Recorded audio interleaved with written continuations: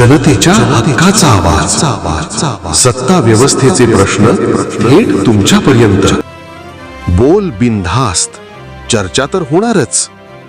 इचलकरंजी महानगरपालिका निवडणूक 2026. जनतेचा अधिकारनामा, जाणीव हक्काची या न्यूज चॅनलमध्ये आपले स्वागत आहे.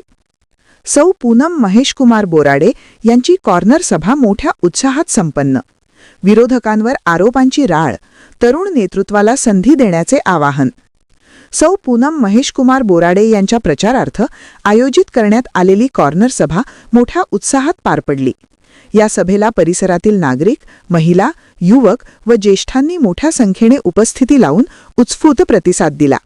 सभेत सौ बोराडे यांनी स्थानिक विकास, पाणी पुरवठा, स्वच्छता, रस्ते, महिला सक्षमीकरण आणि युवकांसाठी रोजगाराच्या संधी यांसारख्या मुद्द्यांवर ठाम भूमिका मांडली. राजकारण नव्हे, विकास आणि पारदर्शक कारभार हाच माझा अजेंडा आहे, असे सांगत त्यांनी नागरिकांच्या प्रश्नांना थेट उत्तरे दिली व समस्या सोडविण्याचे आश्वासन दिले. निवडणुकीच्या पार्श्वभूमीवर राजकीय वातावरण तापले असून विरोधकांवर विकासकामातील अनियमितता, आश्वासनांची पूर्तता न करणे आणि जनतेच्या प्रश्नांकडे दुर्लक्ष केल्याचे आरोप करण्यात आले. यामुळे सभेत आरोप प्रत्यारोपांची चर्चा रंगली. याचवेळी संविधान प्रचारक प्रशांत खांडेकर यांनी उपस्थितांना मार्गदर्शन करताना सौ पूनम बोराडे यांना निवडून देण्याचे आवाहन केले. एका तरुण उमेदवाराला संधी देऊनच खऱ्या अर्थाने लोकशाही जिवंत ठेवता येईल. संविधानातील समानता, न्याय आणि स्वातंत्र्य ही मूल्ये स्थानिक स्वराज्यातूनच मजबूत झाली पाहिजेत, असे त्यांनी स्पष्ट केले. सभेला सौ अरुणा जाधव, प्रतिम लोटके, बाळासाहेब कांबळे, दस्तगीर बागवान, अविरत्न कांबळे, मेघराज कांबळे, सागर खांडेकर, सुरेश कांबळे, उज्ज्वला कांबळे, आकाश बनसोडे, देवांशी बोराडे, शिवांश बोराडे, रंजना शेट्टी, सचिन शेट्टी, संगीता बागडी, जयश्री माळगे, नीता लोटके, सुनीता चव्हाण, रमेश सुतार, गजानन तगारे आदी मान्यवर व कार्यकर्ते उपस्थित होते. घोषणांचा गजर, टाळ्यांचा कडकडाट आणि नागरिकांचा उत्साह यामुळे संपूर्ण परिसरात प्रचाराची ऊर्जा संचारली असून येत्या दिवसांत ही निवडणूक लढत अधिकच रंगतदार होण्याची चिन्हे दिसत आहेत. प्रतिनिधी सौ वंदना कोरे व श्री सचिन खोंद्रेसह. स्वप्न या मोदी आणि या फसवणुकीने घेतलेला आहे. तर या मोदी आणि फसवणुकीचा या भाजप सरकारचा तुम्ही या ठिकाणी पराभव करण्याची भूमिका आणि निश्चयाची मूठ बांधून तुम्ही येणाऱ्या काळामध्ये या पूनम बोराडे मॅडम यांच्या चिन्ह नारळ या विजयाचं चिन्ह त्यांना चांगलं मिळालं बघा. कारण प्रचाराला सुद्धा नारळाशिवाय होत नाही आणि त्या नारळाच्या नारळ फोडूनच तुम्ही ते नारळ त्यांच्या डोक्यात फुटला पाहिजे आणि येणाऱ्या काळामध्ये शत्रूची दाळदूळ झाली पाहिजे अशा पद्धतीचा प्रचार आणि प्रसार या ठिकाणी या पूनम बोराडे मॅडमांच्या यांना विजय करून त्यांना प्रगतीचे मार्ग आणि या भागातील विकास करण्याची संधी आपण सगळ्यांनी द्याल असा विश्वास मी या ठिकाणी व्यक्त करते.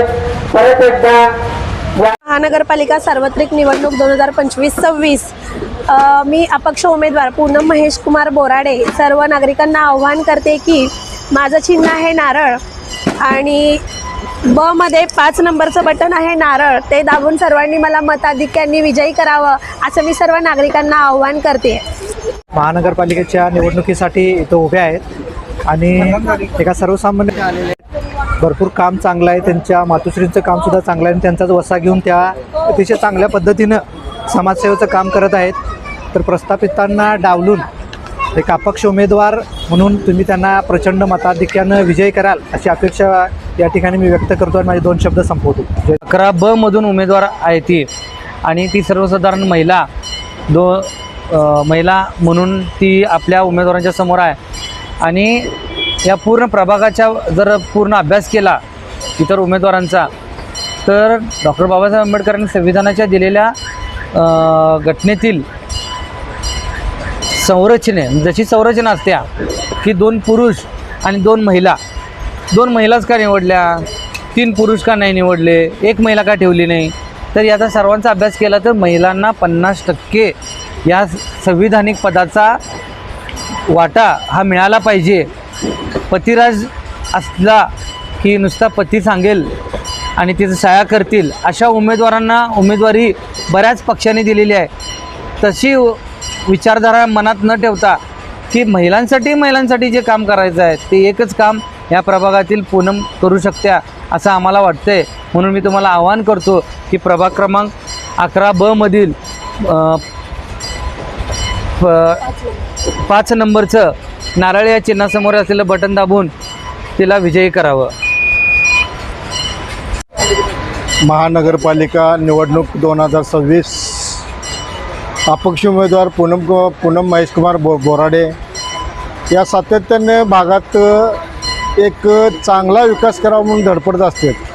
आज भागात बघितला तर आमच्या भागातच लागूनच एक शाळा अंगणवाडी आहे. त्या अंगणवाडीचा कचरा कार्यक्रम असला तर आम्हीच काढतो आहे. डंपर बोलून ट्रॅक्टर बोलून मी स्वतःहून ते कचरा उठवण्याचं काम करतो आहे. या धडधाडक्या उमेदवारांना डावलून आणि ह्या एक सुशिक्षित तरुण उमेदवाराला मतदान करावं एवढं मी आवाहन करतो आणि निवडून द्यावं.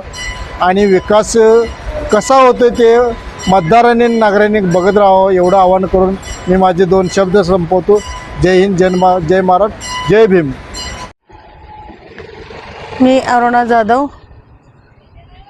प्रभाग नंबर 11मध्ये ब मध्ये माझी मुलगी अपक्ष म्हणून राहिल्या तर तिचं चिन्ह आहे नारळ. तर भागातल्या सर्व नागरिकांना माझं सांगणं आहे की जशी तुमची बहीण जशी मुलगी आहे तशी माझी पण मुलगी आहे. तुम्ही अनमोल एक वोट देऊन माझ्या मुलीला निवडून द्यावं अशी माझी अपेक्षा आहे आणि इच्छा पण आहे. इतके दिवस मला साथ दिला तसे माझ्या मुलीला द्यावं आणि माझ्या मुलीला निवडून आणावं.